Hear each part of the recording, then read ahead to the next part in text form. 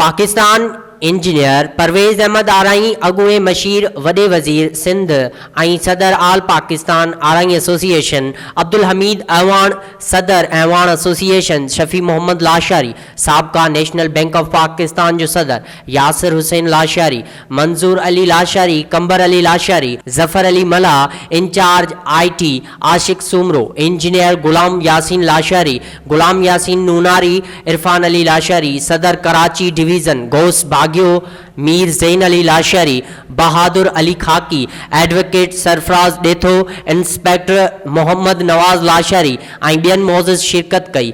गजाणीअ खे इसाक लाशारी इमदाद अली लाशारी परवेज़ आरई ऐं ॿियनि खिताब कयो। पंहिंजे खिताब में मोहम्मद इसाक लाशारी ऐं इमदाद अली लाशारी चयो त लाशारी इंसानी हक़नि पाकिस्तान जे हर हिस्से में ज़रूरतमंद माण्हुनि जी मदद करे थो जेतिरो सनन मदद करे सघे थो।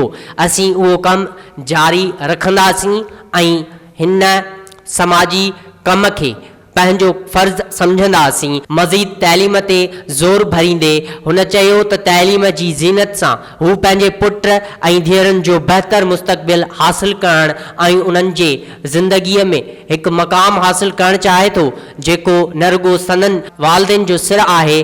पंहिंजे खिताब में इंजीनियर परवेज़ आरई चयो त असां हिन मौक़े ते पाकिस्तान में ज़रूरतमंद माण्हुनि जी मदद करण जी पूरी कोशिश करे रहिया आहियूं।